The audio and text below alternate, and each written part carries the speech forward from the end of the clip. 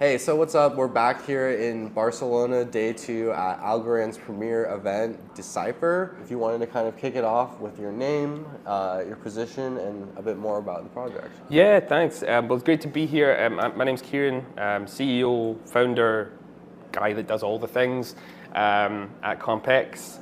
CompX is our platform that we brought together from a number of other platforms. We started back in November, brought in my old project, AlgoCater, and then we've got xUSD through XBack. We've got the best swap router on the network through AlumX, and we're just bringing in XNFT and a number of other really cool things as well. I mean, my role is just a bit of everything. So marketing, development, business, trying to raise funding, doing stuff like this. But all this stuff is really fun. So it's the best role to have. And can you tell us about like the event? Like, how are you finding Decipher so far? It's been awesome. We had a booth yesterday, and it was. I got to meet lots of people that I know and have talked to lots, but never met in person. Right. So just to meet those people and talk to them and get their thoughts and hear the things that people want from projects and what people are excited about is great.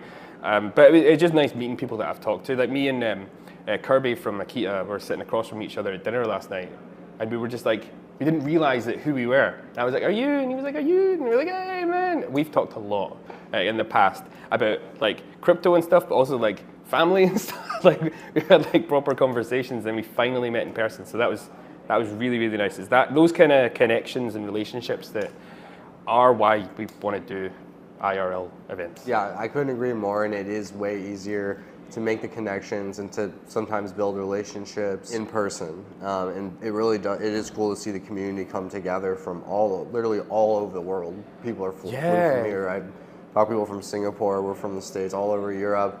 So I mean, it's really a global community coming together here, which is really cool to see. Yeah, that the party last night, the Folks Finance sponsored one, was great. It was lit. There's loads of people, and everyone was just.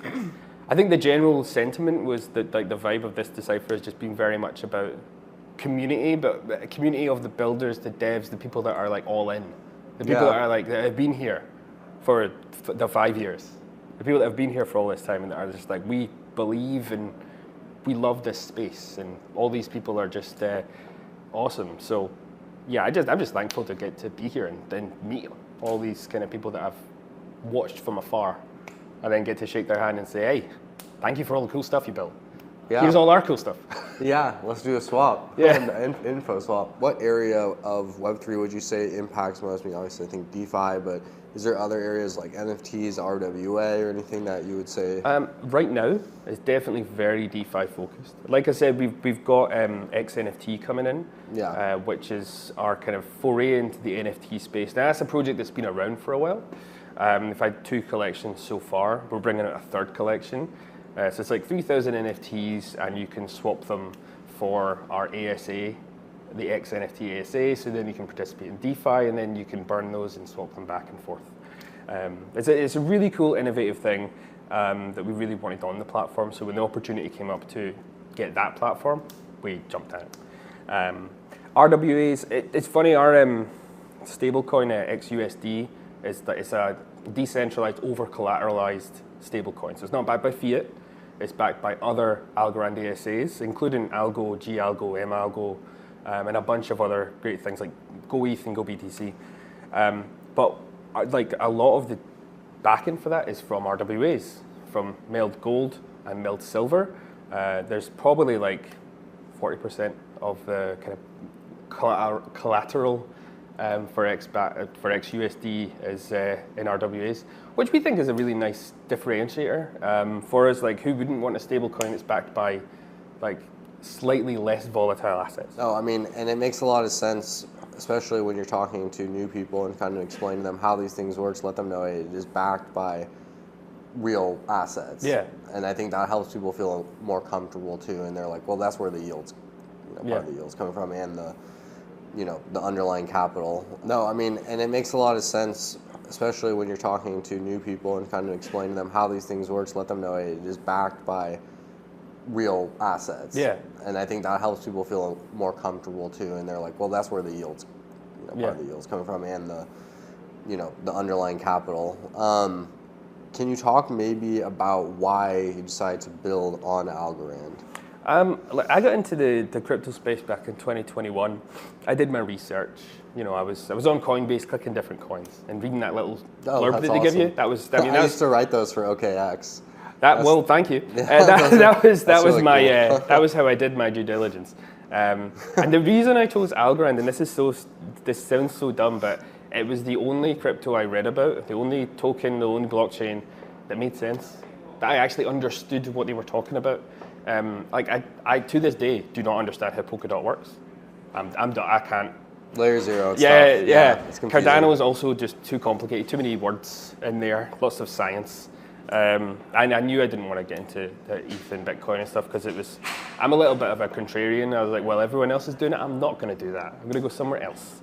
And then I started using Algorand and I was like, this is great. And then it's ruined me for all other blockchains because the experience is just so nice.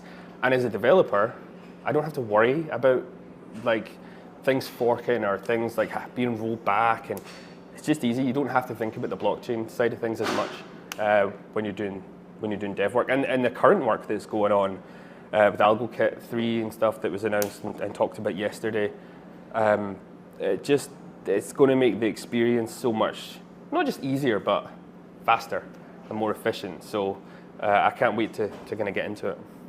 Yeah, no, I mean, it has been cool to see sort of the evolution from TealScript, and now we have the AlgoKit. It's the accessibility of development over the last year has really opened the door. So it's been really cool to sort of see that and how everyone's experiencing it. Can you drop any alpha today? Anything upcoming on the roadmap that you want? Yeah. I mean, we've got some. I was talking to some people yesterday, and we were brainstorming, and we have some stuff that we're going to be announcing on stage at our ecosystem showcase. But one of the things people have asked us for is new collateral types for xUSD. So the over-collateralized stable coin, you can put ASAs into it. So there's another project on Algorand called Lofty. I don't know if you've seen it. Yeah, I have. They tokenize real estate. Yeah, it's very cool. And people get tokens, and they're decentralized. So you can do whatever you want with the tokens. So we will be in 2 or 3 weeks. We will be launching tokenized real estate that you can use as collateral to mint our stablecoin.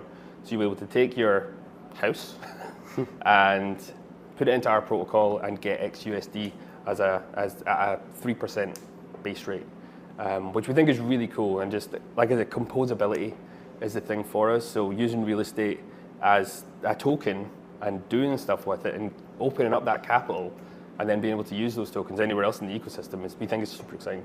No, I think it's really cool, and again, I think it really bridges the gap for people between real-world assets and DeFi when you have things like gold or things like Lofty where you're tokenizing people's houses. That's a lot easier for people to conceptualize, and I think that's going to help drive adoption, which is really important. Yeah. Okay, this is kind of a fun question to wrap it up. If you could be on a podcast with anybody, like project, person, whatever, who would it be and why? I think probably a lot of people, and I'm just going to say Drop it. Yeah, sure. I'm just going to be, I would like to be on a podcast with John Woods. John Woods, wow, okay, cool. You heard that, John. Yeah, so I just, from watching him speak, and I've met him a couple of times in person. Yeah, he's just the best guy. You can see the passion in his eyes. I know. And then he starts talking about, then he starts getting into the energy. Cryptographic stuff and mentioning standards, and I'm just like, whoosh. I'm like, okay, John, calm down. But no, I'd love to just get an hour of his time just to pick that brain and go through things. But to be fair, a lot of the foundation folks are just so into it. Yeah. I mean, me and Dan Un from the head of DeFi were at the booth yesterday and just sitting there just going, what will we do? What this thing? I was like, that's mental. He's like, no, but you could do this, this, and this. And I was like, So expect more announcements in the next couple of weeks as we implement the crazy things that Dan's come up with. But that's what we want to do. We want to do new things. We want to do exciting things that make people go, oh, that's a bit risky. And you go, yeah, well, let's have some risk. Let's enjoy ourselves. Let's do some cool stuff and maximize those yields and build on the best chain that's around. I couldn't agree more. And John, you heard that here first. You got to get on a podcast.